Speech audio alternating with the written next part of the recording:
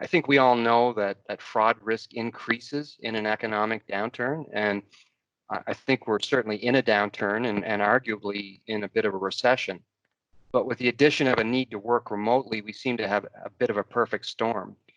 And I guess I'd like to understand how these risks have changed in the current environment. When you think about fraud, there are certain things that need to be in place in order for fraud to occur. And one of those things is motivation of the person who would be committing fraud. And in an economic downturn, you're dealing with a lot of fear and a lot of uncertainty. And a lot of individuals who may be facing job loss themselves, they may be facing job loss of their spouse, they may be facing a reduction in work hours. All of those things can be driving some financial pressure for that individual, which increases the motivation they may have to do something that they might not otherwise have done. And when you couple that with the remote work environment, you're almost creating a perfect storm for fraud risk to rise. Because with the remote work environment, you are often dealing with fewer staff doing more things. You're putting people in positions where they may have less oversight than they did before. And that creates another essential component of what's referred to as the fraud triangle, and that's opportunity.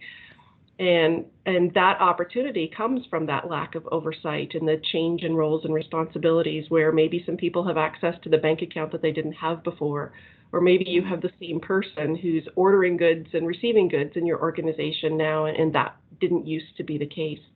So it's really important to think about all those parts of your organization where roles and processes have changed, and do you have enough oversight over what's going on in your organization right now to know where those risks are and whether there are additional things you need to put in place. That's really great advice. And you know, given the fundamental changes facing businesses operationally, what are the implications relative to the use of technology and online tools, which are two things that have become pretty predominant over the last few weeks? Yeah, it's interesting because you've seen a lot of organizations go through some pretty fundamental shifts with regard to the extent that employees are working from home. Before, businesses may have been used to the occasional work from home.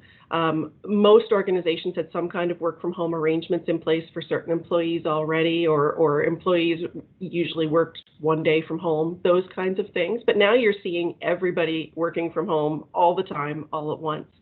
And that's created some challenges for organizations, not just from a cybersecurity risk perspective, but also from the perspective of the risk of their network not even being able to support it, or the tools that they're currently using not being able to support the level of communication that they now need to support within their organization.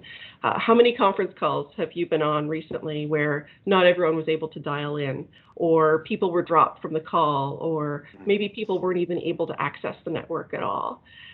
So network infrastructure and understanding capacity and making sure that you have enough capacity to support your new needs is incredibly important.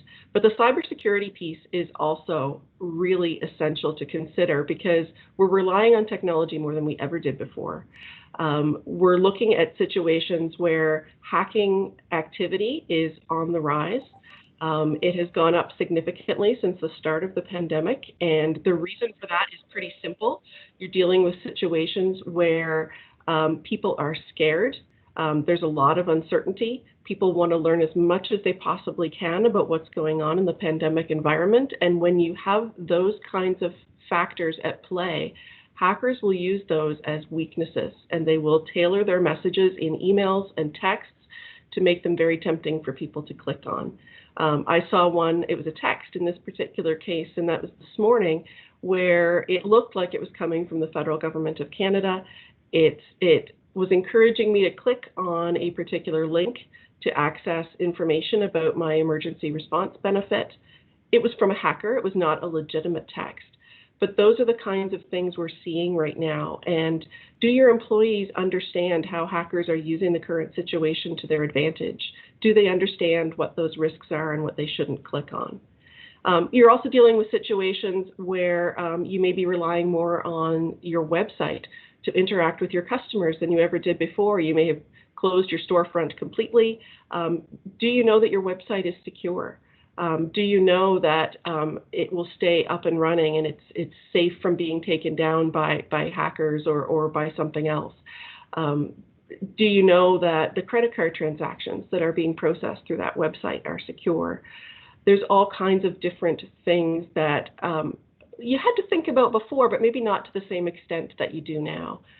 And use of third parties. Don't just assume that because you use a third-party service provider or that all of your information is in the cloud, that you don't need to think about access and infrastructure and security and all those other things. You're relying on a third party to do that for you. So it's important as a business owner or as someone who's managing an organization to understand what those third-party providers are doing for you too, to make sure that your network can stay up and running. So that's great information, Leah. We can certainly appreciate the risks associated with working remotely and using new technology and certainly online tools that perhaps we haven't used in the past. What other things should business be thinking about relative to the risks that they may be facing? If we go back to technology, there are lots of different things that you can put in place related to that. Make sure that you've got good communication with your employees so that they can identify potential phishing emails. Make sure that your devices, where possible, are encrypted. So if you've sent all your employees home with a laptop, are those devices encrypted? Are they connected in a secure way with your office network, whether that's through VPN or some other means? Are you keeping your network patched?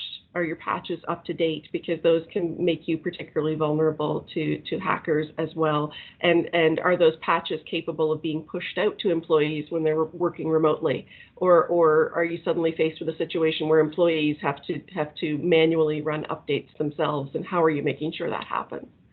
Other different types of risks that organizations may want to be thinking about right now are things like crisis plan. So you may think, well, the pandemic's here. Why do I need to think about a crisis plan or a pandemic plan? And you're working your way through the pandemic one way or another right now.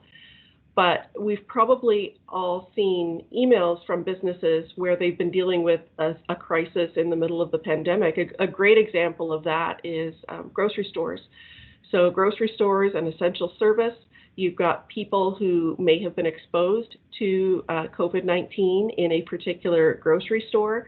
Those stores have to think of how are we communicating this to our customers and how are we dealing with those particular situations when they happen so that people feel comfortable coming back.